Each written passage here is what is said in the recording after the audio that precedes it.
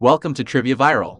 Our channel covers all the latest analysis and recaps on TV shows and movies, as well as interesting stories and facts that you may not have known. So sit back, relax, and subscribe to our channel if you have been enjoying our videos so far. A man arrives at Princeton University as a new graduate student. He is a recipient of the prestigious Carnegie Prize for mathematics, though he was promised a single room.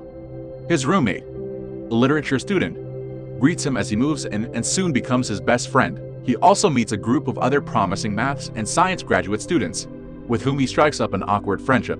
He admits to one of his friends that he is better with numbers than people, which comes as no surprise to them after watching his largely unsuccessful attempts at conversation with the women at the local bar. The man is seeking a truly original idea for his thesis paper, and he is under increasing pressure to develop his thesis so he can begin work. A particularly harsh rejection from a woman at the bar is what ultimately inspires his fruitful work in the concept of governing dynamics, a theory in mathematical economics. After the conclusion of his studies as a student at Princeton, he accepted a prestigious appointment at the Massachusetts Institute of Technology, MIT, along with his two other friends. This video is sponsored by QD. QD is Asia's largest platform for students, tutors, and coaches to find and book lessons online or offline, all from a single platform. Sign up at QD today. 5 years later, while teaching a class on calculus at MIT, he places a particularly interesting problem on the chalkboard that he dares his students to solve. When his student comes to his office to discuss the problem, the two fall in love and eventually marry.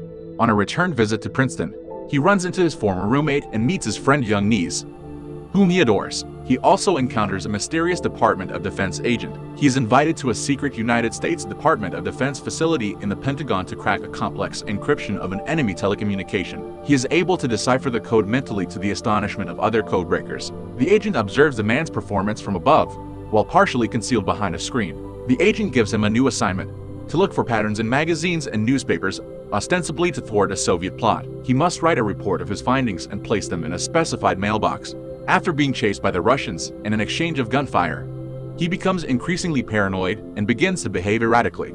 After observing this erratic behavior, his wife informs a psychiatric hospital. Later, while delivering a guest lecture at Harvard University, he realizes that he is being watched by a hostile group of people. Although he attempts to flee, he is forcibly sedated and sent to a psychiatric facility. The man's internment seemingly confirms his belief that the Soviets were trying to extract information from him. He views the officials of the psychiatric facility as Soviet kidnappers.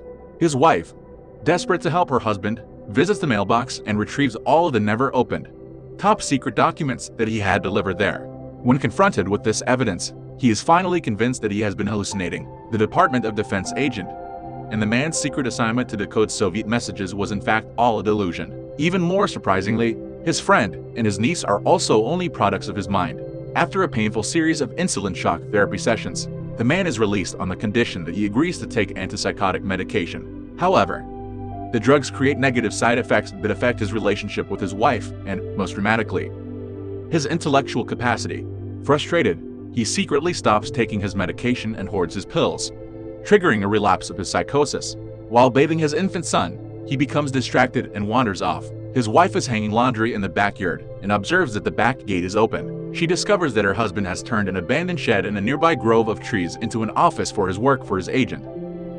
Upon realizing what has happened, his wife runs into the house to confront him and barely saves their child from drowning in the bath. When she confronts him, he claims that his friend was watching their son. His wife runs to the phone to call the psychiatric hospital for emergency assistance. The agent urges him to kill his wife, but he angrily refuses to do such a thing. After arguing with the agent, he accidentally knocks his wife to the ground. Afterwards, his wife flees the house in fear with their child, but he steps in front of her car to prevent her from leaving.